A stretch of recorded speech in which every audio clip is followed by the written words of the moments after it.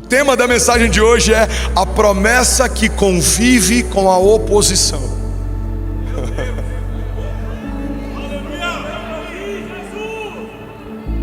A promessa que convive com a oposição. Isabel amava a ideia de ser mãe, mas o ventre dela dizia o tempo inteiro: você não pode gerar. Pega isso aqui, irmão. Nem toda oposição que te resiste é externa. Talvez algo disfuncional dentro de você vive te acusando, dizendo: você não pode, você não consegue, você não sabe. O ventre de uma mulher que não consegue gerar se torna agora o ambiente onde Deus gera a voz que clama no deserto. João Batista, não por acaso, é gerado num ventre estéril para anunciar e preparar o caminho para um homem que seria gerado no ventre virgem. Irmão, tem momentos que a oposição é exterior: inimigos, levantes, gigantes, desertos, reis. Tem momentos que a nossa maior oposição somos nós mesmos. Algumas das nossas maiores batalhas acontecem no campo da mente. Segundo a OMS, até 2030, daqui a 4 anos, a cada 10 pessoas que me ouvem nesse editório, 7 vão estar acometidas de algum tipo de desafio emocional.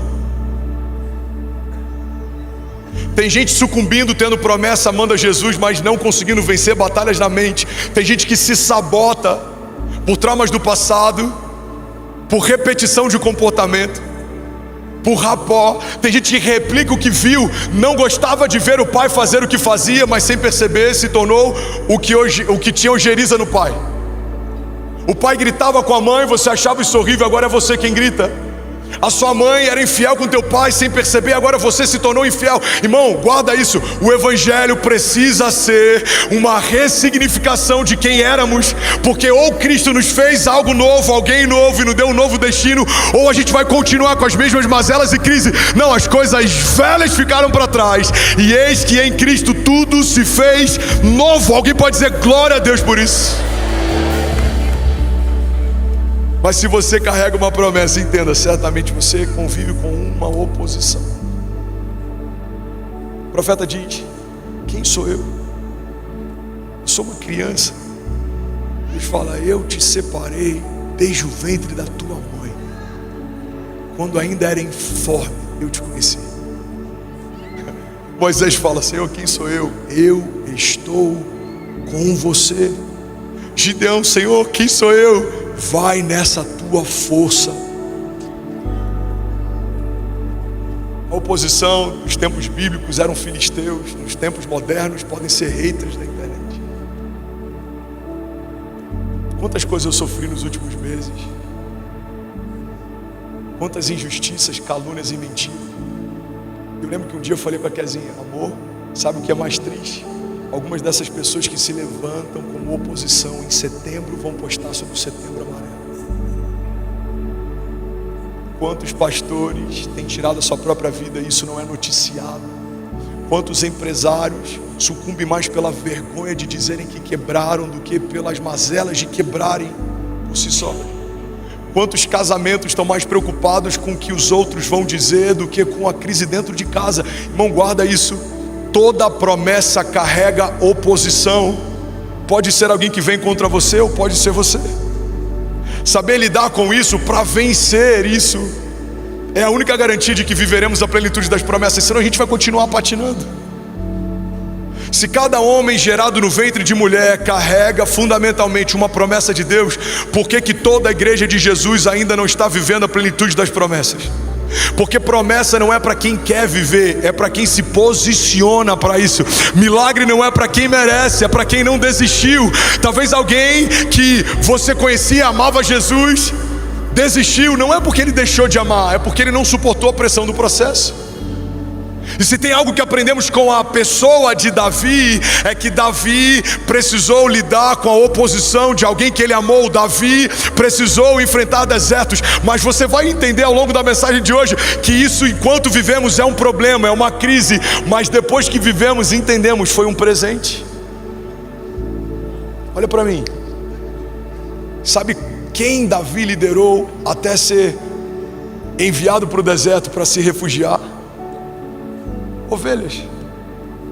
A primeira liderança que vemos na Bíblia, gerada a partir de Davi, começa com os loucos que se tornam valentes.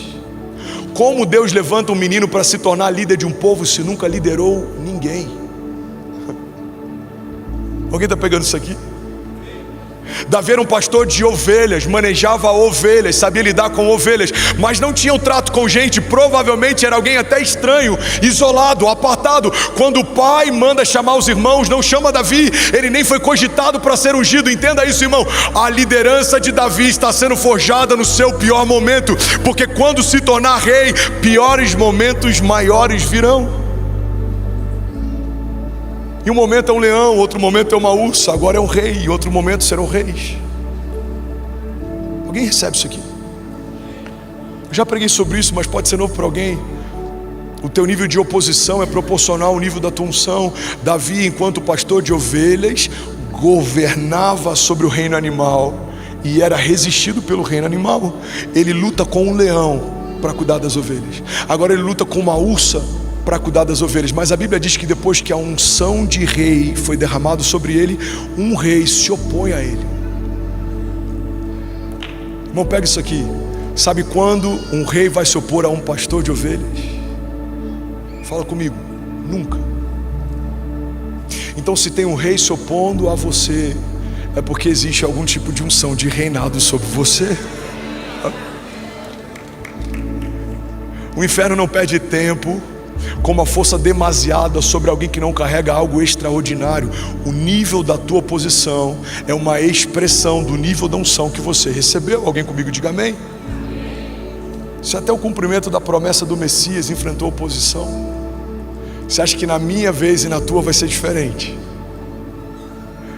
Uma geração foi dizimada para que o libertador não fosse levantado. Jesus precisa ser escondido. Eles mudam de geografia para que ele não seja abortado, porque alguém ficou sabendo que o libertador, aguardado pelos judeus, estava sendo gerado no ventre de uma mulher. Todos os homens gerados naquele tempo foram dizimados. Irmão, o inferno não brinca de ser inferno. Não é Judas só que resiste Jesus, não é Herodes só que resiste Jesus, não é só a religião que resiste Jesus. Desde o ventre da mãe ele foi resistido para que não nascesse. O inferno não quer que nasça em você a promessa de Deus, porque sabe que se abortar antes de nascer é mais fácil do que combater depois que nasceu. A Bíblia diz que ele recebe uma porção do Espírito, é batizado nas águas. Uma voz do céu diz: esse é o meu filho em quem eu tenho o meu prazer. E ali então é levado pelo Espírito ao deserto. E o que acontece no deserto?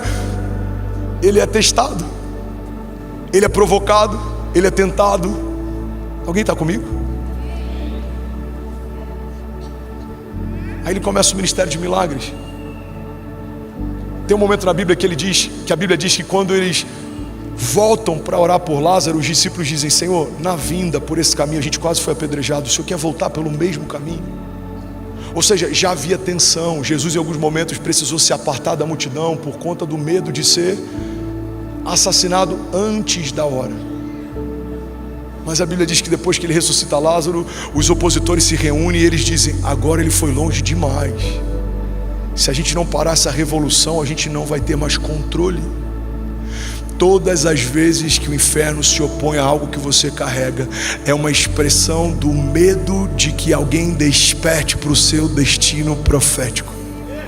Abortar um libertador que nem nasceu é uma coisa, tem que paralisar a revolução de um homem que anda sobre as águas e cura enfermos, ressuscita mortos, é outra. O que o inferno não sabia é que a morte em Cristo não é o final da história, é a parte mais gloriosa dela. Quando Pedro tenta poupar Jesus da cruz, ele é chamado de Satanás. Para trás de mim, Satanás. Jesus está deixando claro que o processo para quem carrega a promessa não é problema, não é abandono, não é um acaso, faz parte daquilo que Deus está forjando em nós. Eu preciso ser entregue e morto para que eu ressuscite ao terceiro dia, porque se assim não for, não haverá dispensação da graça.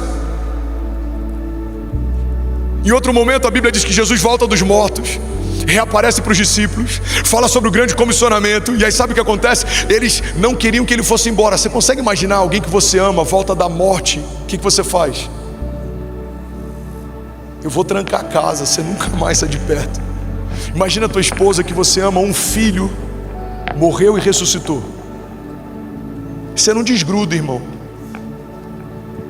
A Bíblia diz que os discípulos não queriam que ele fosse embora. E aí vem uma chave. Jesus diz: se eu não for, o Espírito não virá sobre vós.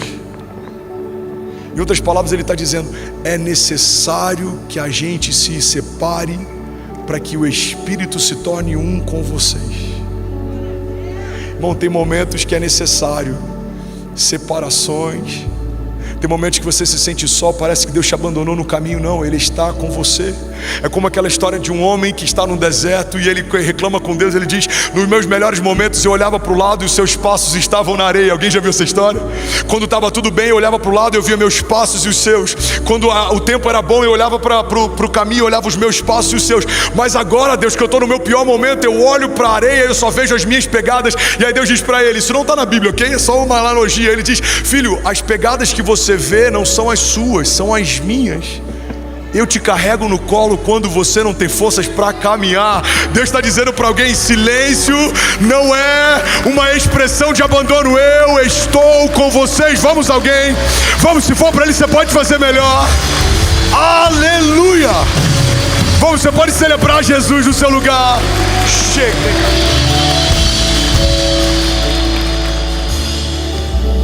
Pastor, os dias são difíceis. Eu sei, filhão.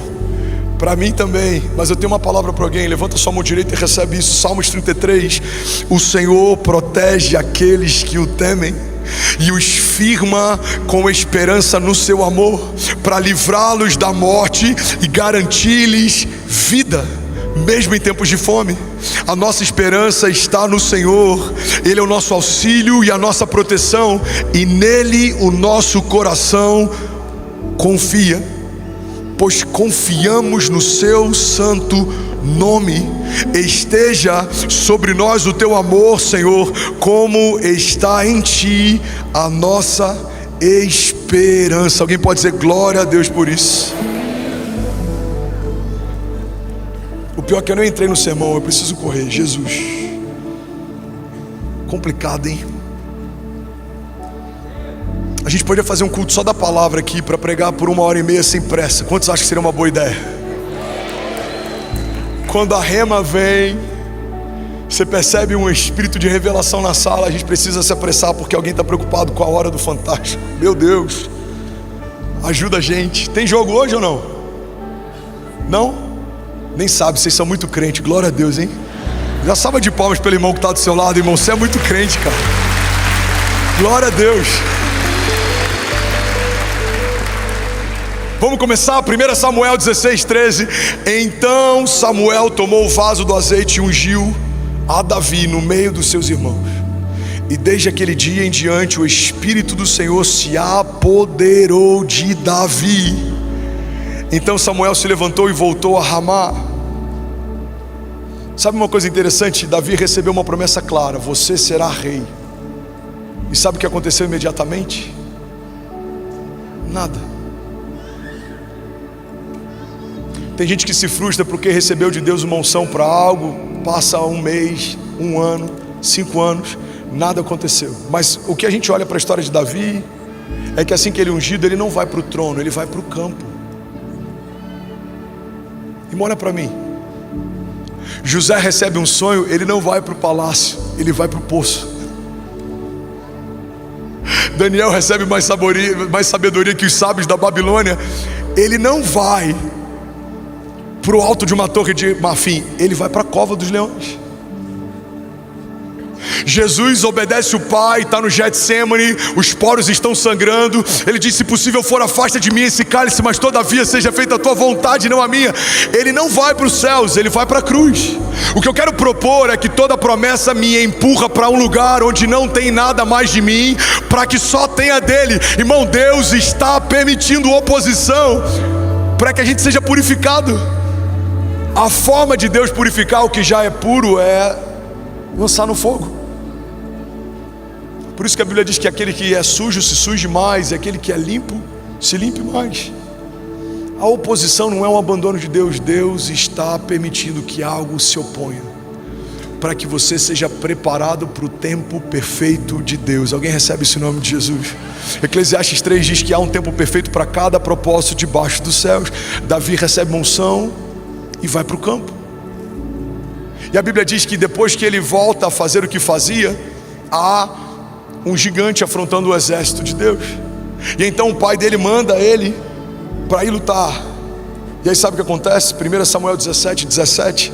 E enviou Jessé a Davi dizendo: toma agora para os teus irmãos um éfa desse trigo tostado e esses 10 pães, e leva apressadamente até o arraial onde estão os teus irmãos. O rei ungido pelo maior profeta daquela época agora está operando como Uber Eats no meio da guerra. Entende isso aqui? Se não aceitarmos os processos, a gente pode achar que a unção era mentira ou que a promessa era em verdade. Porque Davi acabou de receber unção para reinar sobre Israel. Da genealogia dele virá o Messias. A Bíblia diz que do tronco de Jessé virá o Messias. Ou seja, quando aquele cego diz: Jesus, Jesus, filho de Davi, tem compaixão de mim, estava se cumprindo uma promessa feita a um menino que em algum momento se tornaria rei. Mas o que ele faz depois de ser ungido? Ele volta para o campo. Ele vai entregar comida no meio das batalhas. Alguém está pegando isso aqui? Diga amém. A gente precisa entender um princípio. Davi havia sido ungido, mas ainda não havia sido estabelecido. Tem um tipo de unção que Deus derramou sobre você, que ela já repousa em você, mas você ainda não foi estabelecido. Você está num processo. Deus está preparando você para ter estrutura, para suportar a unção que foi derramada. Alguém recebe isso em nome de Jesus? Porque ser ungido, igreja, não significa estar pronto, mas significa estar marcado. A terra olha para você e pode ver alguém que não tem aparente valor, mas quando o céu vê, ele diz: aquele foi marcado, esse está separado, esse eu chamei para esse tempo, esse foi separado para dias como esses. É por isso que eu costumo dizer que as nossas cicatrizes, para nós, elas ferem a estética, mas para os céus, elas são um memorial de gratidão. Homens marcados chamam a atenção. As suas cicatrizes falam de guerras que você quase sucumbiu, mas você está de pé. As cicatrizes que te marcaram falam de coisas que quase te mataram, mas você está de pé. Alguém recebe isso aqui em nome de Jesus? Hebreus 10:36. Vocês precisam perseverar, de modo que quando tiverem feito a vontade de Deus, recebam o que Ele prometeu. Eclesiastes 7:8. Eu estou pregando para alguém avivado aqui nessa noite. O fim das coisas é melhor do que o seu início, e o paciente é melhor do que o orgulhoso. O orgulho de não aceitar os processos gera dublê de rico. Alguém já ouviu falar do dublê de rico? Ele não quer ter, ele quer parecer que tem. Você sabia que tem dublê de ungido? Ele não quer receber unção, ele quer parecer que recebeu. A Bíblia diz que quando Saul foi rejeitado pelo Senhor, o profeta chega até ele e fala: Saul, o Senhor te rejeitou. Ele não se arrepende, ele não se humilha, ele não rasga as vestes, ele não se ajoelha, ele não clama. Ele só pede uma coisa eu peço: que o povo, quando olhar para mim, não perceba que a glória de Deus não está mais sobre a minha face. Um coração caído diante de Deus não se preocupa com o que Deus pensa, se preocupa com o que os outros pensam. Agora do outro lado há Davi, um menino franzino que tem cheiro de ovelha, está no meio do pasto levando comida para os seus irmãos. Os homens podem dizer: quem é esse menino franzino? Os céus estão dizendo: é o novo rei ungido para levantar o governo de Israel. Não houve, não haverá alguém como ele. É aquele que Deus diz que é um homem segundo o seu coração. É aquele que daqui a 2026 anos, um pastor no coração de São Paulo falará a respeito do que Deus fez na sua história. Alguém comigo diga amém.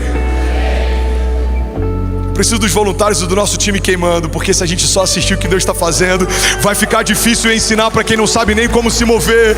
Irmão, entenda isso, tem gente que nem sabe se mover no profético. Você precisa derramar o que carrega, porque não é só sobre você. Eu não vim aqui só para trazer ensino, eu vim aqui para liberar uma palavra que vai mudar a história de alguém. Alguém com fome por mais de Deus. Aleluia. Segundo princípio, a promessa atrai batalhas que você não escolheu. Fala para quem está do seu lado, me ajuda a pregar, diga: a promessa atrai batalhas que você não escolheu. Antes de sentar no trono, Davi precisou enfrentar gigantes. 1 Samuel 17:45. Davi, porém, disse ao filisteu: tu vens a mim com espada e com lança e com escudo, porém eu venho a ti em nome do Senhor dos exércitos, o Deus dos exércitos de Israel, a quem você tem afrontado. Entende isso, irmão? Golias não era só um inimigo, Golias era um portal. Pega isso aqui. Golias não era um problema, Golias era um portal. Davi já tinha unção, mas ainda se movia em invisibilidade. Os irmãos de Davi sabiam que Davi havia sido ungido, mas o povo nem sabia quem Davi era. Mas depois de um gigante, todo o povo comenta entre si: há um jovem que mata gigantes. Pega isso aqui. Até o teu deserto, muita gente nem sabia quem você era, mas depois que você venceu o seu deserto, o seu testemunho vai falar por você. Alguém recebe isso em nome de Jesus? Lembra daquele cego de nascença? Os religiosos passavam por ele e não davam nada, mas a Bíblia diz que depois que ele foi curado de um jeito tão inusitado, Jesus usa o cuspe para fazer lodo, e do lodo cura um cego. A Bíblia diz que os religiosos, eles instauraram uma auditoria de milagres. Irmão, uma auditoria de milagres. Foram questionar por que Jesus fez do jeito que fez, e aquele jovem responde: porque eu não sei, eu só sei que eu era cego e hoje eu vejo. Aquele homem me curou. Aleluia, aleluia, aleluia, aleluia. Não tem ninguém inquieto enquanto um jovem pede esmolas na porta do templo, mas todo o povo quer saber: quem é esse que era cego e agora vê? Alguém está pegando isso aqui? Golias era um portal. Por isso, irmão, não se assuste se Deus permitir oposições fora do comum. Deus está abrindo janelas de oportunidade para que a sua história chegue mais longe. Deus está abrindo janelas de oportunidade para que o seu testemunho fale por você. Quem é aquele? Algum tempo atrás alguém diria: é o quebrado, é o falido, é o doente, é o cativo. Mas em algum momento vão ter que dizer: aquele que estava morto, mas Deus trouxe de volta a vida. Aquele que estava quebrado, mas Deus mudou a sorte. Aleluia. Aleluia, aleluia. Se for para isso, você pode fazer melhor que isso. Vamos acelerar alguém, pelo amor de Deus.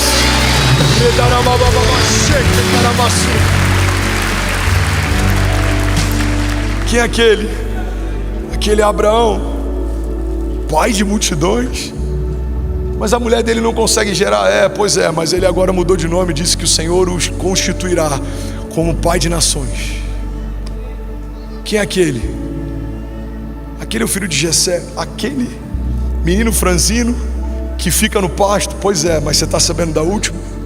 Ele venceu um gigante, não usou as armaduras do rei, recebeu isenção de impostos, e agora todo mundo fala a respeito desse menino. Quem é Davi? É aquele que saiu do anonimato para caminhar debaixo do destino profético. Alguém comigo diga amém. Irmão, guarda isso em nome de Jesus. A promessa te escolhe antes de você estar pronto. E por isso que vem os processos, é o processo que te prepara. A promessa chama José de sonhador e estabelece sobre ele um sonho de governo. Ele não governava nem os irmãos, ele era o caçula da casa.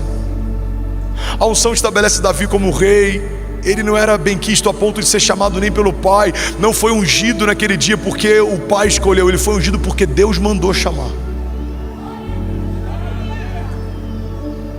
E Jesus? A Bíblia diz que não havia beleza ou formosura ou nada que nos atraísse a ele, mas era ungido de Deus. João Batista, um homem estranho, comia mel silvestre e gafanhoto, caminhava no deserto, chamava o público que o ouvia de raça de víboras. Você já imaginou, ao invés de eu começar com boa noite, celeiro São Paulo, eu tenho uma boa notícia? Eu falar, e aí, raça de víboras, vocês estão preparados para o sermão de hoje? Arrependei-vos. Esse homem é a voz que clama no deserto, o profeta que quebra o silêncio de Deus, aquele que estabelece o caminho que era preparado para o Messias. Deus não vê como o homem vê. Deus não precisa do teu ventre pronto para gerar, não precisa da tua conta cheia de recursos, não precisa da tua estatura de rei. Ele não vê como o homem vê. Ele abate o soberbo, levanta o improvável. Deus não é como o homem é. Ele não leva em consideração o teu passado, mas o teu coração. Ele está pronto para mudar a história de alguém nessa noite. Vamos, alguém? Salmo 144:1. Vamos, diz: bendito seja o Senhor, a minha rocha, que ensina as minhas mãos para a guerra e os meus dedos para a batalha. Se alguém te perguntar, irmão, que luta, aí você vai falar, o Senhor está me preparando e ensinando as minhas mãos para a guerra e os meus dedos para a batalha. Deus está me preparando para níveis mais altos. A unção não elimina a guerra, na verdade muitas vezes intensifica. Uma geração foi dizimada no Egito porque a notícia de um libertador ecoou no meio do palácio. A mesma dinâmica acontece no tempo de Jesus. Uma geração foi dizimada porque a notícia de um libertador ecoou no meio do povo.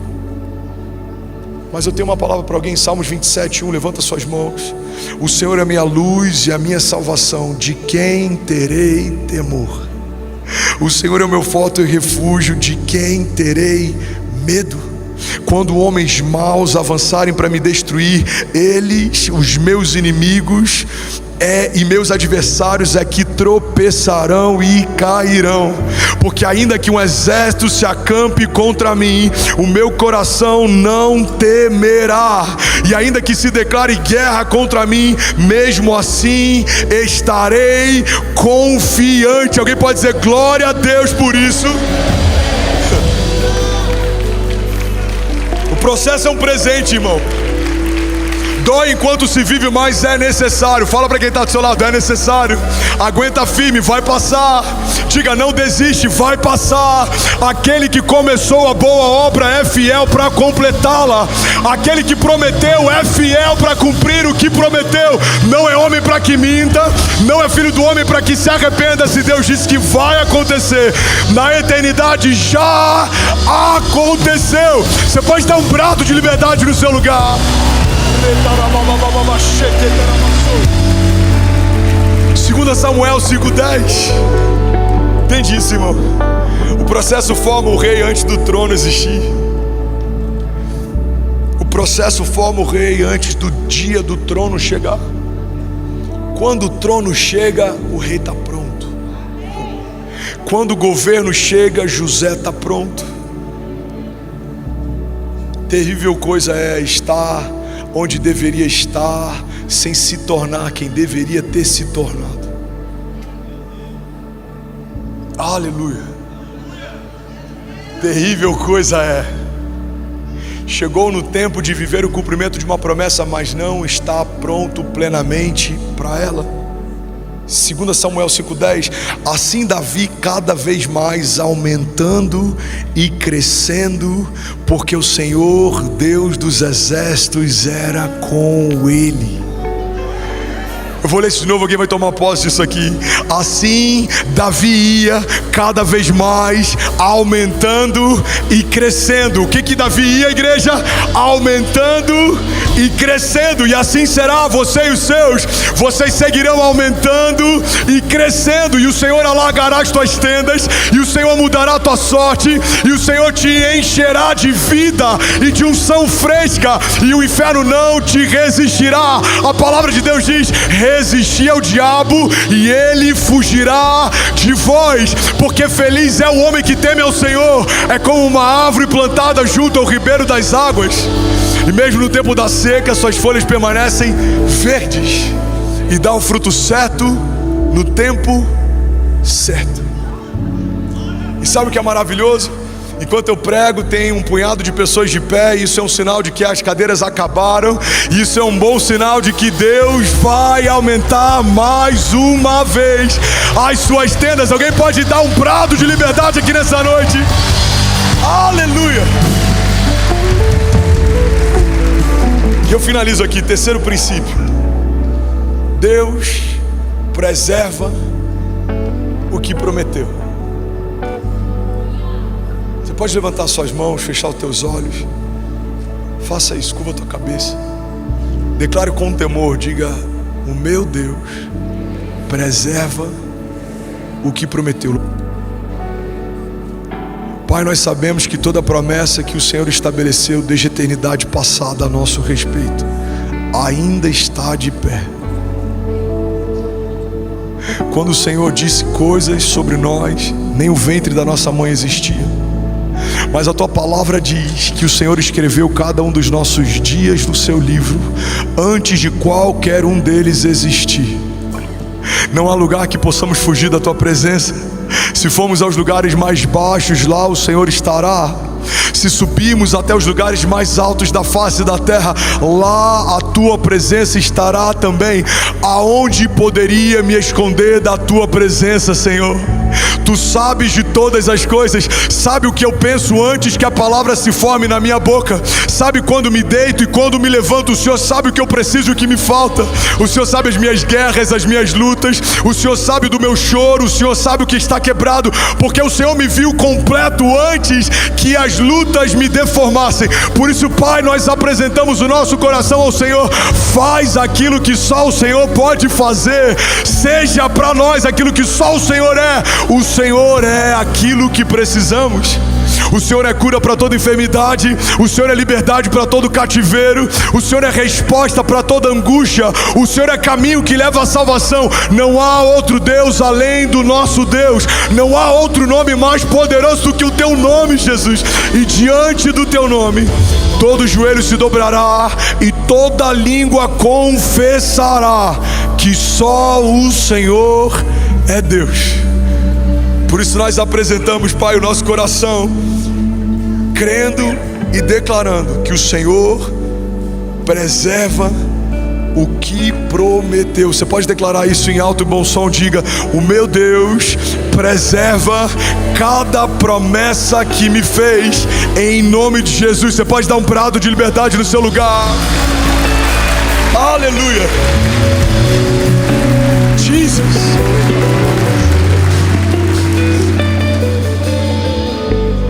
Isaías 43:16. Recebe isso em nome de Jesus. Levante suas mãos. Assim diz o Senhor. Eu amo esse texto. Assim diz o Senhor. Se quiser, feche teus olhos e ouça a voz de Deus falando com você. Assim diz o Senhor, aquele que fez um caminho pelo mar, uma vereda pelas águas violentas, que fez sair juntos os carros de guerra e os cavalos, o exército e os seus esforços, os quais jazem ali para nunca mais se levantarem, exterminados e apagados como um pavio. Esqueçam o que se foi, diz o Senhor. Não vivam no passado. Vejam, eu farei uma coisa nova e ela está prestes a acontecer. Vocês não a percebem? Até no deserto abrirei um caminho e riachos no meio do ermo. Alguém pode dar um brado de liberdade aqui nessa noite? Você que recebe isso, levante as suas mãos, declare: vem mais uma vez. Vamos! Esqueçam o que se foi. Vejam, eu estou fazendo uma coisa nova, diz o Senhor. Fica de pé no seu lugar. Faz a eternidade se alinhar com o natural. E da terra nós que somos proclamar. Levante as suas mãos, declare: vem mais uma vez. Mais uma vez e faz tudo novo. Vem mais uma vez e agita todo o meu ser.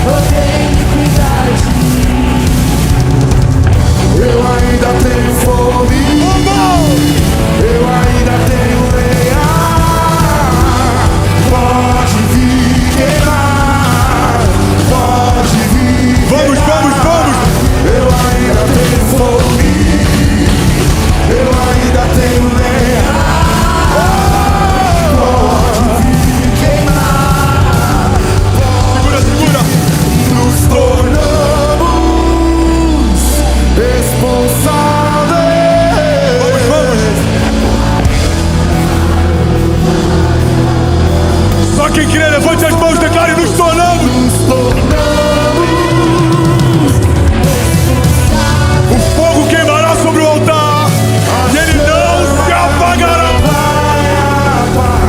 Nos tornamos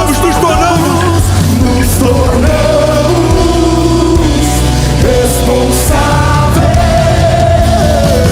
A chama não vai apagar. Nos tornamos responsáveis. A chama vai apagar.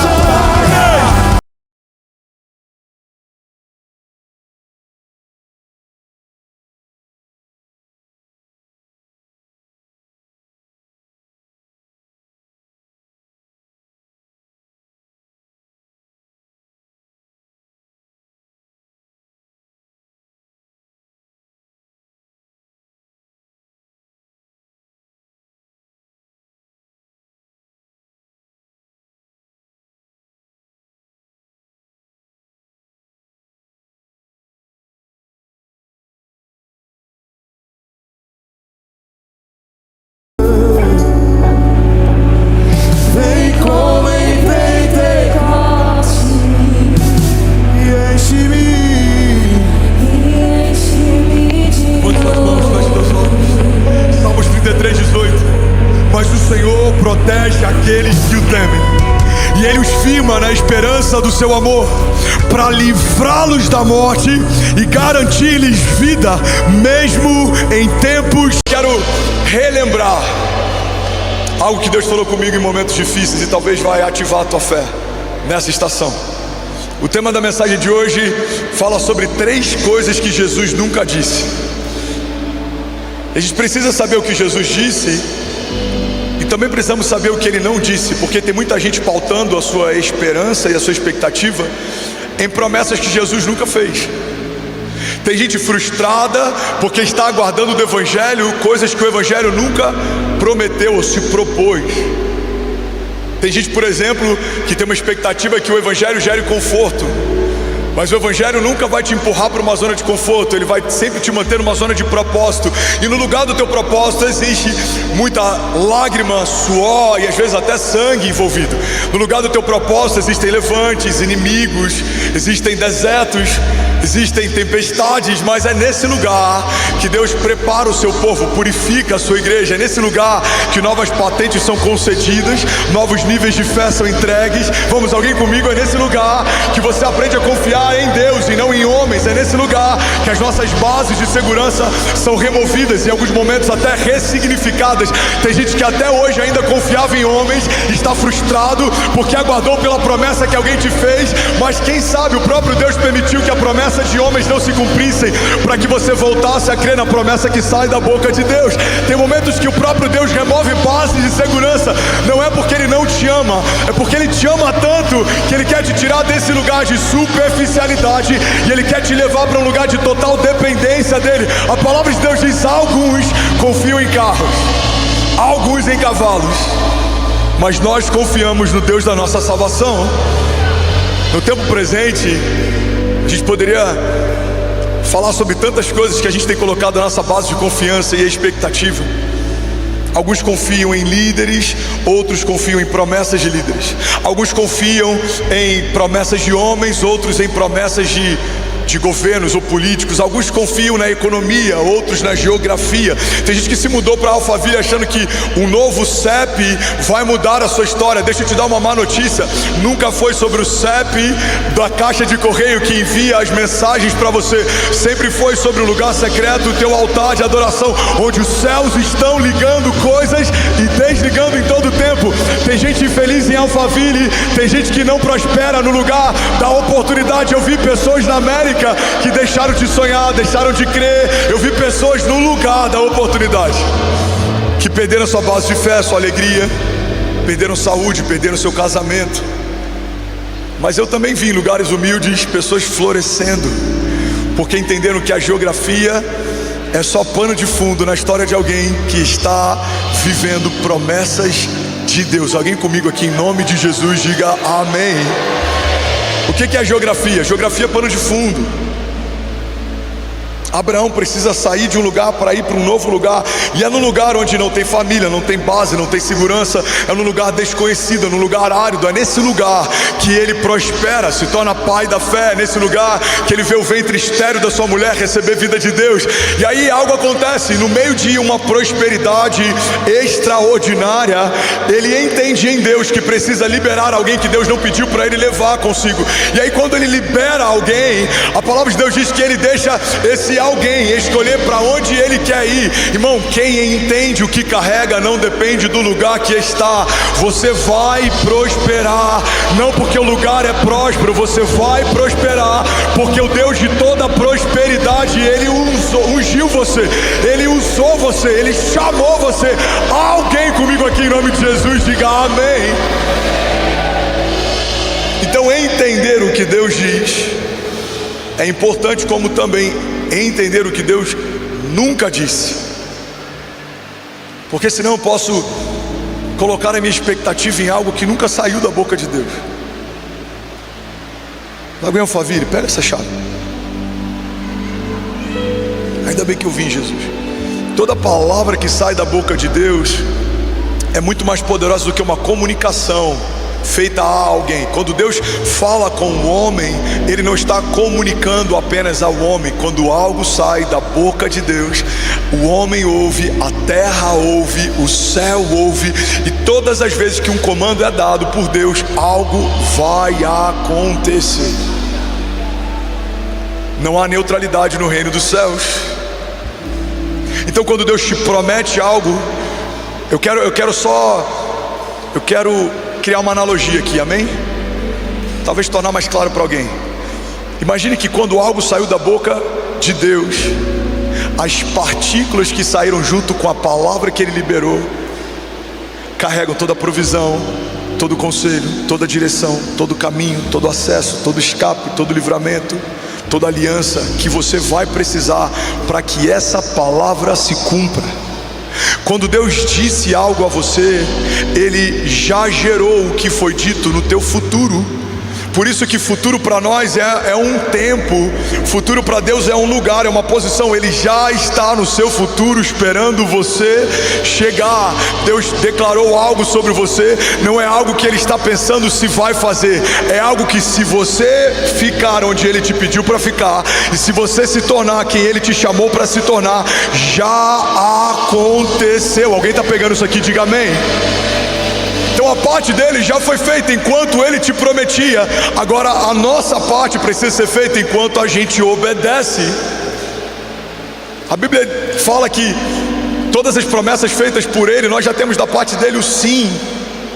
Proclamamos o amém, ou seja, assim seja. Então quando Deus abriu a boca para profetizar, proclamar, declarar, estabelecer algo sobre você, no céu já é uma realidade. Agora você precisa trazer as realidades do céu para a terra. Esse é o nosso chamado. O nosso chamado, ele está em espelhar o céu para a terra. Mas a gente, muitas vezes, por não entender isso, está tentando buscar da terra as respostas do céu. A gente está tentando buscar na força da terra o cumprimento de algo que foi declarado pelos céus. Não, na terra não tem nada de valor que do céu não tenha sido dado. A Bíblia fala em Malaquias: olha, vocês podem fazer prova de mim se eu não abrirei as comportas dos céus e derramarei sobre vocês bênçãos sem medidas. A palavra de Deus fala que quando aquela viúva apresentou ao Senhor vasilhas vazias, o óleo escorria do céu para a terra. A palavra de Deus fala que quando Jesus foi batizado, uma voz então dos céus disse: esse é o meu filho. Então do céu vem o Espírito Santo como uma pomba e repousa sobre ele. Em Atos 2 a Bíblia diz que estavam todos reunidos em um só lugar. Então veio do céu para a terra como línguas de fogo. Irmão, tudo que você precisa vem do céu para a terra. Alguém comigo, diga amém. Oração do Pai Nosso, Jesus nos ensina, pautada nesse princípio: seja feita a tua vontade na terra como já é feita no céu. Pastor, mas a gente não pode tentar construir da terra para o céu? Pode, é uma ótima ideia. Babel deu super certo. Homens se reuniram com uma ótima ideia. Eles tinham unidade, eles tinham uma visão extravagante, eles tinham grandeza. Mas o problema é que aí eles inverteram a dinâmica. Eles tentaram construir da terra para o céu, e da terra para o céu não tem nada de valor a ser construído. Agora, do céu para a terra é tudo que você precisa, é toda palavra que sai da boca de Deus, é toda promessa que o Senhor te fez, é todo escape que Ele envia sobre você, é toda resposta de oração. Alguém comigo aqui? Alguém recebe isso em nome de Jesus? Então eu preciso saber o que Deus disse e o que Deus não disse. Eu preciso saber de onde vem o meu socorro e de onde não virá o meu socorro. Eu preciso saber qual é a fonte da minha provisão e qual não é a fonte da minha provisão. Porque quando essas coisas estão confusas, eu me canso correndo atrás do vento. Eu me frustro esperando de lugares que não podem suprir. Agora, quando tudo isso está muito bem equilibrado, eu sei de onde vem o meu socorro. Eu levo meus olhos aos montes, diz o salmista. De onde virá o meu socorro? O meu socorro vem do Senhor, que fez os céus e a terra. Então vamos lá, vamos começar. Alguém comigo aqui diga amém. Primeira coisa que Jesus não disse: Jesus nunca disse que seria rápido. Isso é quase uma ofensa para a geração mais ansiosa que já habitou na face da terra. Jesus nunca disse que seria rápido. Fala para quem está do seu lado. E se essa pessoa, você tem intimidade e sabe que ela é um pouquinho ansiosa, fala com um sorriso profético. Sacode ele e fala assim: Jesus nunca disse que seria rápido. Eu sei que isso vai frustrar alguns, mas eu preciso alinhar a tua expectativa, senão você vai se frustrar. Jesus nunca disse que seria rápido. Jesus poderia ter feito o que fez em menos tempo, mas só com 30 anos iniciou o ministério de milagres. Jesus poderia ter vindo dos céus para a terra, pronto e já iniciando. Poderia ter sido recebido com uma comitiva de anjos, com um coral, mas não foi assim. Ele é enviado como uma semente incorruptível dentro de um ventre virgem. Ele é gerado como um feto. Ele é ensinado como uma criança. Ele cresce como um menino. E quando se torna homem, então Deus inicia um ministério de milagres. Alguém está comigo? Diga amém. Irmão, se até Jesus, sendo 100% Deus, teve alguém enviado pelo Pai para preparar o caminho para Ele, não dá para a gente acreditar que viveremos o que Deus preparou para nós se nós não formos antes preparados por Ele. João Batista, a voz que clama no deserto, veio para preparar o caminho para o Senhor. Então entenda, todo deserto, tempestade gigante, todo levante, tudo que acontece é um preparo de Deus para um próximo nível em Deus. Fala para quem está do seu lado: Deus está te preparando para algo maior. Toma posse disso em nome de Jesus. Deus está preparando a tua estrutura de fé, Deus está preparando o teu coração, Deus está alinhando a tua expectativa. Isso é preparo. Só que quando eu não entendo isso, eu acho: Deus se esqueceu de mim, Deus me abandonou, Deus está me punindo. Não, isso não é punição, isso é zelo.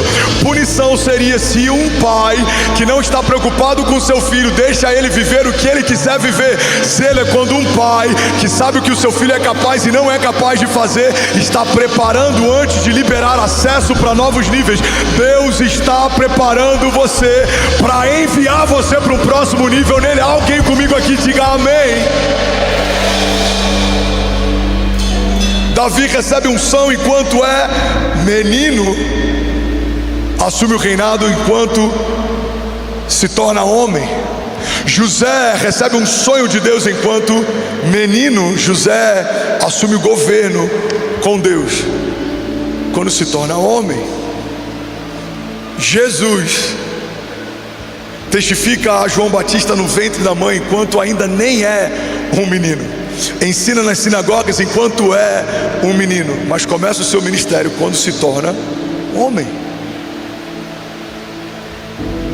Deus não tem dificuldade de compartilhar os seus sonhos com meninos, mas os sonhos de Deus começam a se tornar realidades em Deus quando meninos se tornam homens.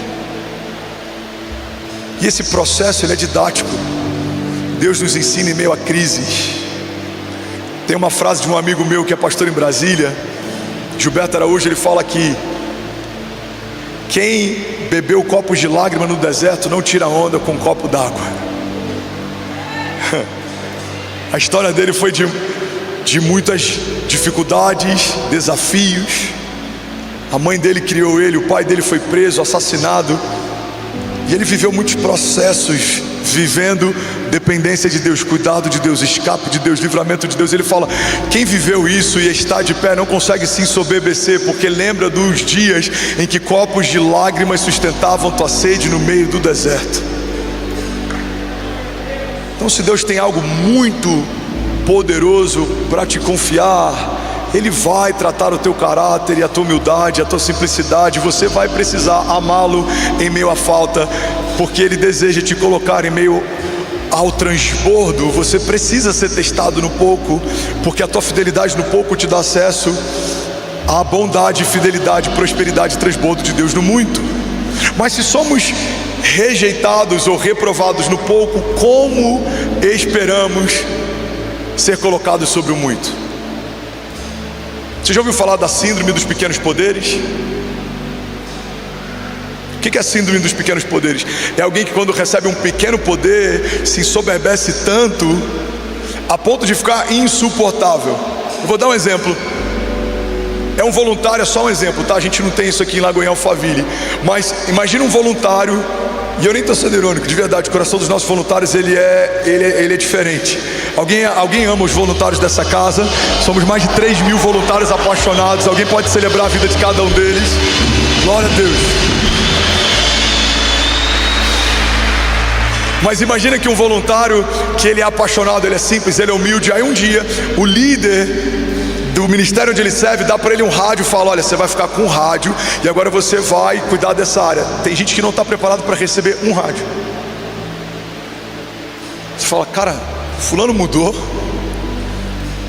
Por que ele mudou? Sei lá, ele está todo cheio de si, ele está dando ordem em todo mundo, ele está arrogante, ele está... Um rádio, Tem gente que não consegue receber um novo nível de autoridade que já revela o estado do seu coração. Irmão, guarda isso aqui em nome de Jesus.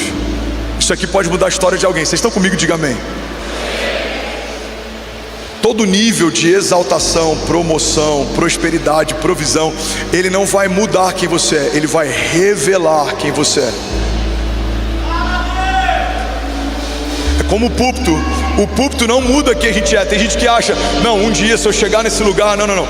O púlpito só potencializa quem somos. Se esse alguém é hipócrita no púlpito, a hipocrisia dele fica ainda mais acentuada. Se ele é apaixonado, a paixão dele fica ainda mais acentuada. Se ele é teórico, dá para ver na teoria, comparando com a vida prática dele, que a teoria é ainda mais acentuada. O púlpito, ele só potencializa. Você quer outro exemplo de algo que é um catalisador, é um potencializador? O nosso dinheiro. O dinheiro não tem caráter. O dinheiro revela o caráter de quem o tem. Se você é generoso, quanto mais dinheiro você tiver, mais generosidade vai fluir da tua casa. Mas se você é mesquinho, por mais que tenha mais dinheiro, vai continuar sendo mesquinho, porque não é a quantidade que aumentou que vai mudar quem você é. A quantidade que aumentou vai expressar ainda mais quem você é. Faz sentido, sim ou não? Então entenda, processos são uma linguagem de Deus para forjar o nosso caráter no tempo do pouco, no tempo da falta, no tempo da invisibilidade, para que a gente esteja pronto para receber uma nova porção de Deus, porque toda nova porção de Deus gera uma exaltação pública, gera um aumento de visibilidade. Irmão, toda lágrima que você semeia no secreto vai gerar uma recompensa pública. O Senhor gera a dupla honra de uma forma tão poderosa que não tem como quem te seca não saber que Deus está fazendo algo. A Bíblia diz que no lugar da vergonha, Deus tem para nós dupla honra. Então tem crises que você está passando e talvez pessoas nem saibam, tem desafios que você está enfrentando, talvez alguns nem saibam, mas pode ter certeza, no tempo da honra de Deus será público o teu testemunho, porque não tem como não perceber que Deus está favorecendo alguém. Dá para ver no teu olhar, dá para ver no brilho dos teus olhos, dá para ver no teu testemunho, dá para ver na tua casa, no teu celeiro, nos teus filhos, dá para ver naquilo que Deus está fazendo. Então, irmão, aguarda enquanto Deus está gerando em você processos, forjando em você caráter, porque melhor será o final da tua história do que o início dela. Alguém toma posse disso, diga amém. Aquele que é fiel no pouco, sobre o muito será colocado. Então todo teste de Deus é um cuidado de Deus. É como um pai dizendo: deixa eu ver se o meu filho está pronto para isso. E se a gente não tiver, a gente volta a fase, até que esteja pronto. Paulo fala isso para uma das igrejas, por exemplo, em relação à revelação e ensino. Ele fala: olha, eu já queria estar dando um alimento sólido, mas vocês ainda estão tomando leite. Eu queria trazer revelações mais profundas, mas vocês ainda são rasos. Tiago fala isso, por exemplo, sobre uma fé teórica que não é expressada através de frutos e obras. Ele fala: uma fé sem obras, ela é morta. Então a gente precisa entender. Alguém está tomando posse disso? Está fazendo sentido para alguém aqui? De verdade, glória a Deus. Ainda bem que eu vim, Jesus. Precisamos entender que o fato de não ser rápido não significa que já não tenha começado. Pega isso aqui. É como uma mulher grávida, espera 9 meses para ter o filho no colo, mas não significa que no primeiro mês esse bebê já não seja real. É como Daniel, ele ora, demora 21 dias, o anjo está lutando com o príncipe da Pérsia nas regiões celestiais, mas não significa que Deus já não tenha enviado a resposta. Quando chega a resposta, o anjo fala: desde o primeiro dia que você orou, Deus enviou resposta, mas estávamos combatendo resistências nas regiões celestiais. Lagoinha Alphaville, guarda isso em nome de Jesus. Tem muita gente reclamando com Deus porque que Ele não fez o que prometeu, quando na verdade a promessa já está se cumprindo, já começou a acontecer. Alguém toma posse disso em nome de Jesus? Levante as suas mãos. Deixa eu profetizar sobre alguém.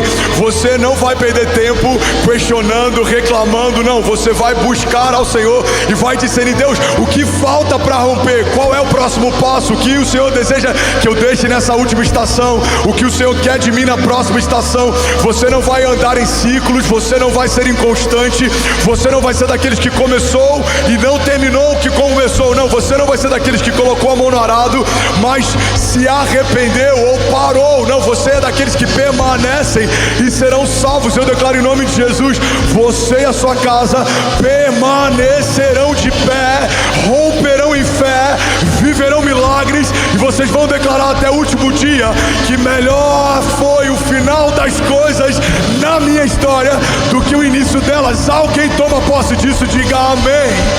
Você pode dar um brado de liberdade no seu lugar. Aleluia. Fala para quem está do seu lado: Jesus nunca disse que seria rápido.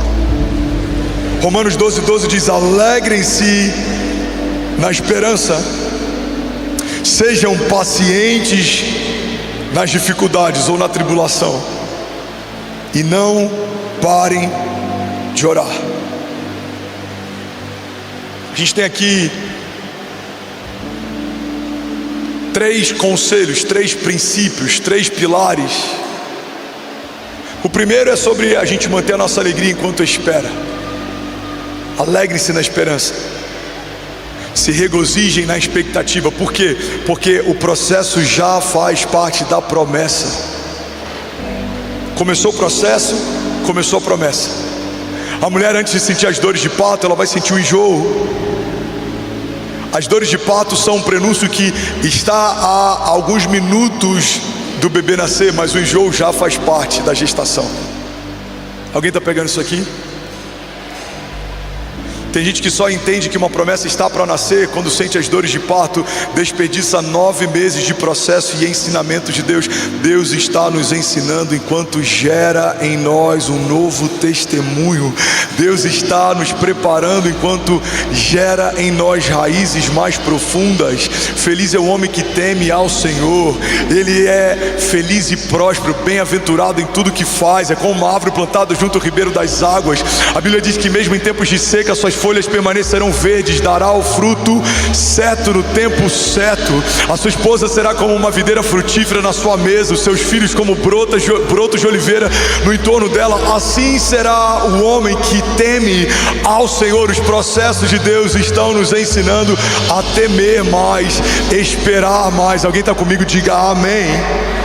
Então a Bíblia fala: alegrem-se na esperança. Segundo pilar, sejam pacientes nas tribulações. Deixa eu dar um conselho aqui que pode mudar a história de alguém. Em meio a crises, se tiver que duvidar de algo, duvida da sua dúvida, mas não duvida da tua fé. primeira coisa que a gente faz é duvidar da nossa fé quando as coisas não são do jeito que a gente gostaria que elas fossem. Será que de fato Deus é fiel? Será que de fato Deus vai cumprir? Será que Deus vai... Não. Ao invés de duvidar da tua fé, duvide da sua dúvida. Quais são as suas dúvidas? Deus se esqueceu de mim? Não, peraí. A palavra de Deus diz que mesmo que uma mãe que amamenta o seu filho se esqueça dele, eu todavia jamais me esquecerei de você, diz o Senhor. Deus me entregou os meus inimigos. Por que isso está acontecendo? Não, peraí. Deixa eu lembrar do que diz a palavra. 1000 cairão ao meu lado, 10.000 à minha direita, mas eu não serei atingido. Os inimigos que vierem contra mim por um caminho, por 7 caminhos, eles fugirão. Será que eu entendi errado? Eu vou passar vergonha, humilhação, a minha despensa vai permanecer para sempre vazia, a minha mesa permanecerá assim? Não, peraí. Filipenses 4,19, o meu Deus suprirá as necessidades de vocês segundo as suas riquezas em glória. Eu estou passando por um vale de sombra e morte. Será que esse é o final da história? Será que Deus vai me entregar? Não, peraí. Mesmo que eu ande por um vale de sombras e morte, não temerei mal algum, porque o Senhor está comigo. Alguém avivado aqui em nome de Jesus? Alguém tomando posse dessa palavra em nome de Jesus? Aleluia. Eu preguei uma série inteira sobre Salmos. A gente fez uma pregação pontuando cada versículo, uma pregação expositiva. E nesse salmo, uma das coisas que mais impactou a gente foi o entendimento de que mesmo que seja um vale da sombra da morte, parece com a morte, mas é só uma sombra. Tem gente que teme a sombra da morte, mas ainda não aprendeu a confiar na pessoa de Jesus. Não dá para você encarar como sendo mais real a sombra da morte do que a pessoa de Jesus. Fala para quem está do seu lado, a sombra da morte é só uma sombra.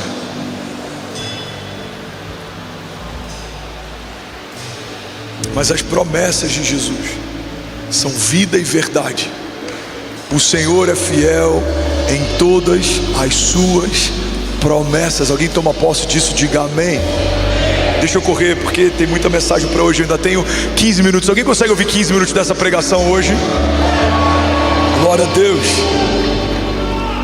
Uma coisa que eu aprendi com a Kezinha e que ajudou muito meu coração em momentos de desafios é que o tempo que dura o processo é menor do que o tempo que dura a promessa. Toma posse disso, deixa isso ser digerido no teu espírito.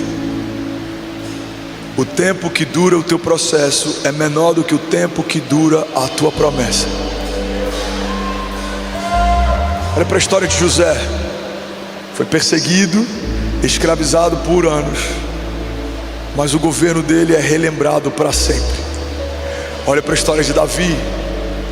Foi perseguido, até renegado por anos, mas o próprio Deus jurou a ele: nunca houve e nunca haverá sobre Israel um reinado como o teu. Olha para a história de Jesus. Foi crucificado, morto, sepultado, mas ao terceiro dia ressurge dos mortos, está sentado à direita do Pai, vive e reina para sempre. A gente precisa voltar para esse lugar de entendimento como igreja, de que as promessas de Deus apontam para a vida eterna. Pedro fala, ele está no meio de um discurso de Jesus. Jesus ele está trazendo o sermão da montanha, ele está falando sobre princípios do reino, ele está estabelecendo princípios, fundamentos da fé, e a palavra é dura. E a Bíblia diz que os discípulos chegam perto dele e falam: Senhor, essa palavra é muito dura, não há quem possa ouvir, a multidão está diminuindo, o povo está se dispersando. E aí Jesus, ao invés de flexibilizar a mensagem, ele faz um convite, ele fala: por acaso vocês querem ir com eles também? E a resposta de Pedro é: Senhor, para onde iremos nós se só tu tens as palavras de vida eterna? Entende isso, irmão? Por mais que algumas promessas a gente possa usufruir dela por anos, o galardão do cumprimento delas permanece sobre nós para sempre. Porque o game não é só sobre esses anos. A vida eterna não começa depois da morte. A vida eterna começa quando você foi gerado. Você passou a ser gerado, começa a vida eterna. O que muda depois da morte é o nosso destino final.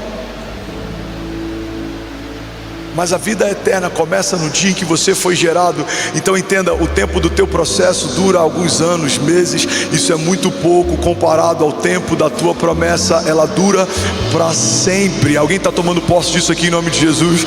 Sabe outra coisa que eu amo naquilo que Deus faz?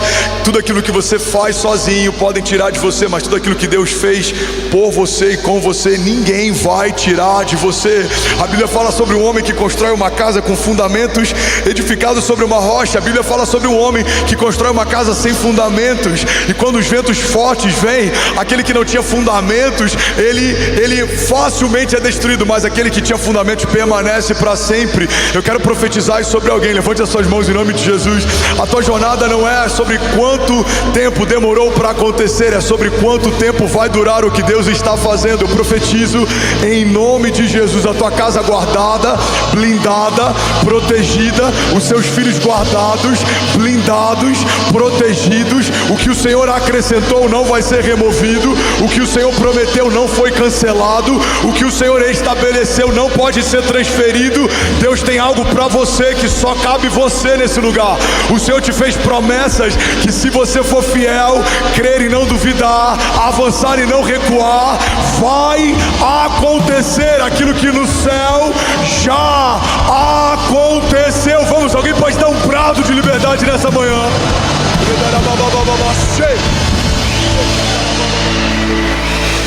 Isaías 64:4 diz: desde os tempos antigos ninguém ouviu, nenhum ouvido percebeu, olho nenhum viu outro Deus além de ti, Senhor, que trabalha para aqueles que nele esperam.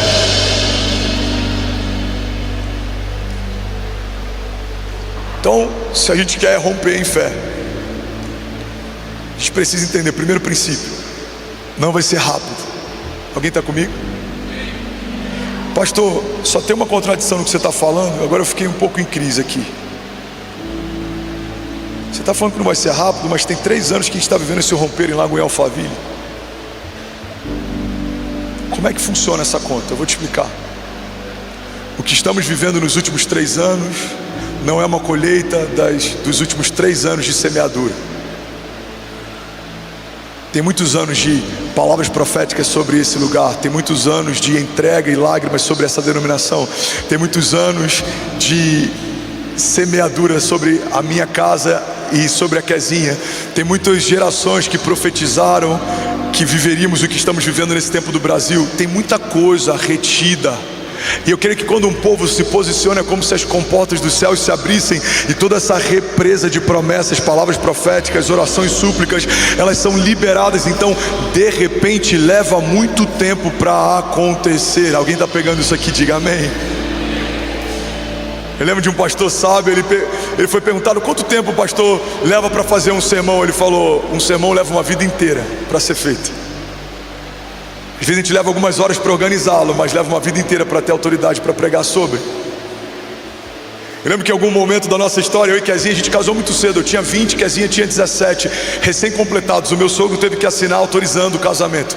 Então a gente teve filhos muito cedo, a gente começou muito cedo. Eu fui emancipado com 15 anos, 17 anos eu fui dispensado do serviço militar, já tinha um CNPJ, já tinha funcionários. Eu vi com 15 anos os meus pais perderem tudo para os agiotas. Eu vi o meu pai barbudo, deprimido dentro de casa. Eu vi os agiotas entrando toda semana para levar algum bem diferente para tentar pagar a dívida.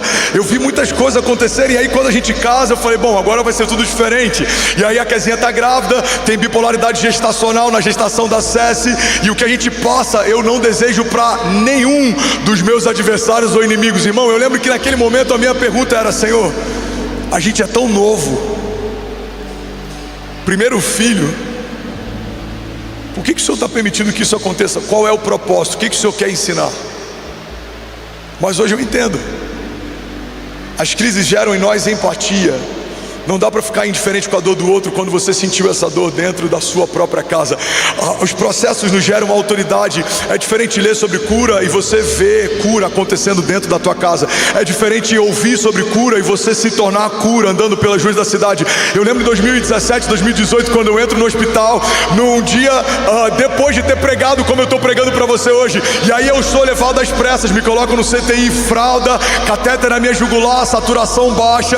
Eu estou com endocardite, bacteriana aguda. Era tanta bactéria envolvendo o meu coração que os médicos, quando fizeram o transesofágico, não precisavam de microscópio para ver as colônias de bactérias.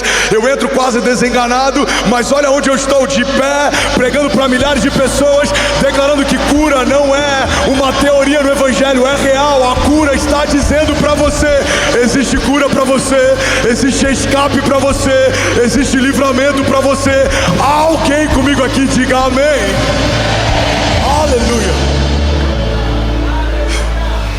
2019 para 2020, Kezinha grávida do nosso segundo filho, Benício, plantando igreja em Miami, fazendo lives na pandemia, pregando para milhares de pessoas. Tinha lives que tinha quase 20 mil pessoas, jogadores de futebol, seleção brasileira, os maiores times da Europa, apresentadores de programa de TV, grandes empresários na nação. Eu não sei se você lembra disso, mas muita gente sendo curada, testemunhos, muita gente relevante, influente, parando para ouvir 55 dias ininterruptos de live.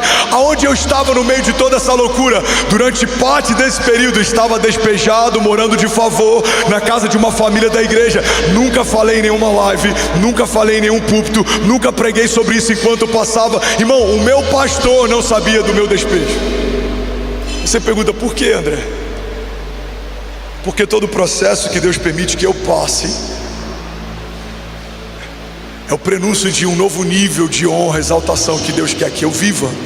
Então, se eu recebo dos homens dó, pena, eu não recebo dos céus uma recompensa. Olha o que a palavra de Deus diz, por exemplo, sobre jejum. E eu creio que a gente pode usar a mesma dinâmica para autocomiseração e vitimismo. Alguém está comigo? Diga amém. A Bíblia fala, quando for jejuar, lava o teu rosto, para que ninguém veja que você está abatido ou debilitado. Por quê? A Bíblia é completa. Porque se você recebe dos homens a recompensa, não receberá dos céus a sua recompensa. O que a Bíblia está dizendo é, se você faz para que outros vejam e tenham pena, se alguém tem pena de você, está pago. É para isso? Está pago. Se você dá para alguém uma esmola para que os outros saibam, é diferente de alguém saber ou você testemunhar. Mas se você deu para que os outros vejam, alguém viu? Está pago. Agora, quando eu faço sabendo para quem eu faço, o que eu faço, aí muda completamente. A Bíblia fala que aquele que dá ao pobre empresta a Deus. A Bíblia nos ensina que aquele que enfrenta processos em secreto, aquele que lava o seu lugar secreto em lágrimas, aquele que aguarda com esperança e alegria, aquele que persevera na oração, esse vai receber do Senhor a recompensa. Alguém está comigo? Diga amém.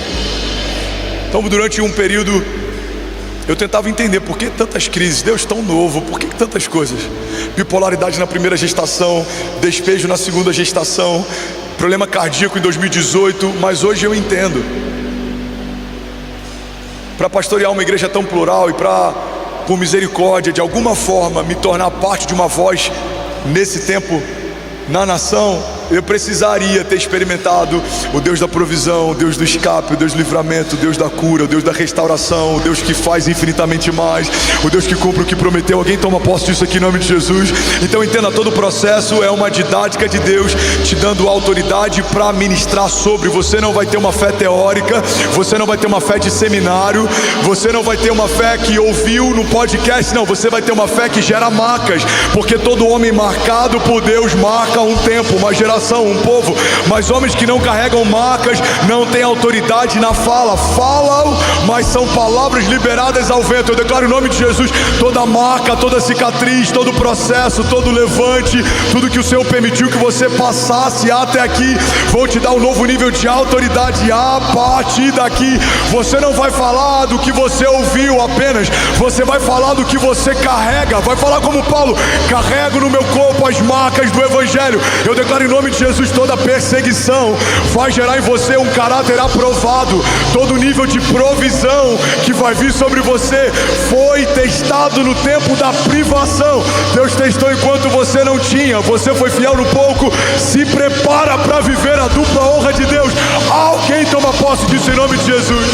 Segunda coisa que Jesus nunca disse: Jesus nunca disse que seria fácil. Fala para quem está do seu lado: Jesus nunca disse que seria fácil. Eu acho que a gente é muito presunçoso em alguns momentos quando espera que na nossa história Deus faça o que não fez na história de alguns heróis da fé. Não foi fácil para Abraão, não foi fácil para Moisés, não foi fácil para José, não foi fácil para Daniel, não foi fácil para Jesus. Não vai ser fácil para mim, não vai ser fácil para você. Olha o que a palavra de Deus diz, 2 Coríntios 4:8: de todos os lados somos pressionados, mas não desanimados. Ficamos perplexos, mas não desesperados. Somos perseguidos, mas não abandonados. Abatidos, mas não destruídos. Lagoinha Alphaville, eu vou falar algo aqui que, diante de Jesus, esse é o lugar que eu escolhi estar faz algum tempo e se tornou o meu lugar seguro. E se fizer sentido para você, eu quero que você medite nisso. O lugar mais seguro que você pode estar é correndo riscos com Deus. É mais seguro estar no meio de uma tempestade com Jesus fora do barco do que amedrontado permanecer dentro do barco sem Ele. É melhor estar com o quarto homem da fornalha dançando no fogo do que estar do lado de fora se prostrando a outros deuses com medo de ser queimado. Alguém está pegando isso aqui? Diga amém. É melhor estar do lado de leões que jejuam na tua presença por conta daquilo que você carrega, do que negando ao Senhor teu Deus e em algum outro momento acabar sendo lançado numa arena em meio a leões. Tem muita gente que por medo de alguma provação negou ao Senhor e por conta disso foi provado e não teve escape. Mas aqueles que não negam em nada, em toda e em qualquer circunstância, verão do Senhor escape. Guarda esse nome de Jesus. Por mais que Ele não te livre muitas vezes das crises, se você permanecer fiel, Ele te livrará no meio delas. Por mais que Ele não te livre das tempestades, se você permanecer crendo, Ele te livrará no meio delas. Nem sempre Jesus vai te livrar da tempestade, mas se você permanecer, Ele sempre vai te livrar na tempestade. Porque no meio da crise, no meio do deserto, na presença dos nossos inimigos, diante de alguns gigantes, há escape de Deus reservado para você. Alguém toma posse disso? Diga: eu sei que não vai ser fácil. Diga: mas o Senhor vai à frente das minhas batalhas. Vamos lá, Lagoinha Alphaville, declare com autoridade. Diga: porque eu sei que se Deus é por nós. Não, como quem crê nisso, diga: eu sei que agindo Deus em nosso favor. Vamos, você pode dar um prato de liberdade no seu lugar. Aleluia. Salmos 103:1 diz: bendiga ao Senhor a minha alma, bendiga ao Senhor todo o meu ser, bendiga ao Senhor a minha alma, e não se esqueça de suas bênçãos, porque é Ele que perdoa todos os seus pecados, é Ele que cura todas as suas doenças, é Ele quem resgata a sua vida da sepultura e o coroa de bondade e compaixão. É Ele que enche de bens a sua existência, de modo que a sua juventude se renova como a águia. Alguém pode dizer glória a Deus por isso? A gente está vivendo um tempo estranho no Brasil. Vou abrir um parênteses aqui que eu nem falaria sobre isso, mas eu senti de falar. A gente está vivendo um tempo em que hipocrisia tem tomado tanta força, porque os hipócritas são tão barulhentos. E a palavra que eu tenho recebido de Deus é só: não se defenda, não se defenda, não se defenda. Mas eu estava reunido com os nossos pastores essa semana, e o que eu vou falar não é nem irônico, não, eu estou falando sério. Eu falei com eles: Deus disse para eu não me defender, mas será que isso significa que eu também não posso atacar? Será que ataque é uma forma de defesa? E eu estou tentando discernir, eu vou te explicar o porquê. Porque quando a gente fala sobre prosperidade bíblica, por exemplo, os hipócritas falam: isso é teologia da prosperidade, mas não abre mão do royalty que ganham do YouTube falando mal de igrejas ou denunciando pastores. Alguns deles estão ganhando muito dinheiro gerando escândalo na igreja de Jesus. O mais recente foi denunciado com adultério há muitos anos. Alguns ainda serão. Aguardem, o Senhor trará luz sobre todas as coisas.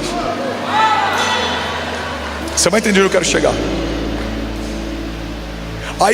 Aí falam sobre a teologia da prosperidade. Hipócritas vivem bem, ganham bem, só que não gerando algo de valor. Aí a gente lê um texto como esse. Enquanto eu falei esse texto, eu senti, cara, eu preciso ensinar mais a nossa igreja sobre prosperidade bíblica, sobre a riqueza do tipo de Deus, porque enquanto esse foi um tema sensível, enquanto a gente falar, é melhor não tocar nesse assunto, os ímpios continuam enriquecendo e a igreja de Jesus continua endividada. Eu não sei se você sabe, mas a média de endividamento entre os cristãos é maior do que a média nacional de endividamento, ou seja, tem mais cristão endividado do que a média nacional de dívida. Das igrejas de Jesus, guarda isso. Enquanto nós não acessarmos as riquezas de Deus, pediremos emprestado. A Bíblia fala que não pediremos emprestado, mas emprestaremos às nações. Você está comigo? É só um parênteses que eu senti de fazer. E se alguém quiser, faz um corte. Eu duvido que traga um corte sobre isso. Mas olha o que a Bíblia de Deus diz. A palavra de Deus diz: é Ele quem enche de bens a sua existência. É Ele quem cura todas as suas doenças. Uma das coisas que eu ouvi sendo combatido sobre a nossa igreja esses dias é: Jesus não é milagreiro. Não, desculpa, irmão. Ele é um Deus de milagres. Ele é o Jeová Rafa, o Deus que cura. Jesus não é um Deus de prosperidade. Não, desculpa. Ele é o Jeová Jireh, o Deus da provisão, o Deus que supre, o Deus do azeite da viúva, o Deus da riqueza de Abraão, o Deus que supre todas as necessidades segundo as suas riquezas em glória. Alguém toma posse disso em nome de Jesus, diga amém. Glória a Deus. É Ele que resgata a sua vida da sepultura e coroa de bondade e compaixão. Não, Ele nunca disse que seria fácil, mas sim, Ele nos fez muitas promessas. Feliz é o homem que teme o Senhor. A gente citou ainda há pouco esse salmo. Será feliz e próspero em tudo que faz. Aquele que semeia muito, muito colherá. Isaías nos garante: certamente Ele levou sobre si as nossas doenças e enfermidades, e o castigo que nos trouxe a paz estava sobre Jesus, e pelas suas pisaduras fomos sarados. Me desculpa se isso te ofende, mas o Evangelho fala sobre um Deus que cura, resgata, prospera, salva, restaura. Alguém está comigo? Diga amém. Agora, Jesus nunca disse que seria fácil. Ele não é banco para você tomar dele empréstimo. Ele não é uma farmácia para você tomar dele remédio. Ele quer relacionamento, e nisso todos concordamos. Mas o fruto do relacionamento é o acesso a todas as realidades que estão reservadas no caráter de Jesus. A Bíblia fala: busque em primeiro lugar o meu reino e a minha justiça, e essas coisas vos serão acrescentadas. Eu finalizo para ir para o último ponto, mas toma posse disso em nome de Jesus. Por mais que não seja fácil, esse é o acréscimo do Senhor àqueles que buscam o seu reino. Deixa eu profetizar algo sobre alguém em nome de Jesus. Feche teus olhos, levante as suas mãos. Quanto maior for a revelação do caráter de Jesus em você, maior será o teu acesso às riquezas de Deus e às realidades de Deus. Em Deus você não pedirá emprestado, mas emprestará às nações. Se você permanecer nele e as palavras dele permanecerem em você, pedirá o que quiser e lhe será concedido. Você foi chamado como rei e sacerdote para esse tempo. Essa é a tua identidade. 1 Pedro 2,9. Você é povo dele, você é exclusivo dele. Você não serve para mais nada senão o cumprimento das promessas de Deus. Você e a tua casa viverão a bondade de Deus todos os dias. Verão o livramento do Senhor aonde vocês forem. Ele guardará a tua entrada e a tua saída. Você será bendito na cidade e bendito no campo. Será bendito o fruto do ventre da tua mulher. Os teus filhos serão como flechas liberadas sobre as nações. Você será guardado da língua felina e dos teus inimigos, mesmo que sejam poderosos, virão contra você por um caminho, por 7 caminhos eles fugirão. Você não vai sucumbir em meio a batalhas emocionais. Há um bálsamo bálsamo de Deus sobre o teu coração e sobre as tuas emoções. Eu declaro em nome de Jesus um rio de vida do Senhor invadindo a tua casa, o teu interior, você sendo lavado pelo sangue do Cordeiro de cima a baixo. Cada célula, cada osso, cada órgão, cada tecido do teu corpo receba agora a vida de Deus. Nós declaramos toda doença e enfermidade sendo cancelada, todo espírito de enfermidade sendo removido, cancelado em nome de Jesus. A vida de Deus sobre a tua vida, o fogo de Deus sobre os teus ossos. O teu coração é o altar onde o fogo queimará e não se apagará. Você não vai se mover no modo automático, você não vai se perder em meio às muitas bênçãos, você não vai ser denunciado pela tua prosperidade, não. Eu declaro em nome de Jesus, cada novo nível do Senhor sobre você vai gerar um novo nível de humildade, simplicidade.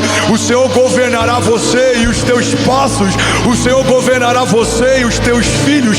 O Senhor será o Deus da tua história até o teu último sopro de vida. Ele é o autor e consumador da tua fé, Ele é aquele que galardoa bem aqueles que o buscam. O Senhor é fiel em cada uma das suas promessas. Eu declaro em nome de Jesus, no seu dia mal, você trará à tua memória o que te dá esperança. Você não vai desanimar ou sucumbir. A palavra de Deus diz que aqueles que confiam nele correrão e não se cansarão. Você vai voar como águia, verá dos céus as realidades que Deus tem sobre a terra. Você não vai se mover como alguém comum, porque você não é comum. Você é filho, você é guardado, você em Jesus é blindado. Em Jesus você é mais do que vencedor. Não há nada nos céus ou debaixo dos céus, não há nada na terra ou debaixo da terra que tenha mais poder do que o glorioso nome de Jesus. E diante desse nome, todo joelho se dobrará e toda língua confessará que só o Senhor é Deus. Se você toma posse disso, irmão, você pode dar um brado de liberdade no seu lugar. Vamos, igreja, será que alguém pode fazer barulho? Aleluia!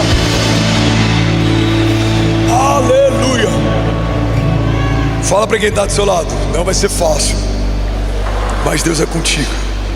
Vai, profetiza sobre alguém, me ajuda a pregar nessa manhã. Fala, não vai ser fácil, mas você vai terminar bem. Deus vai te dar escape.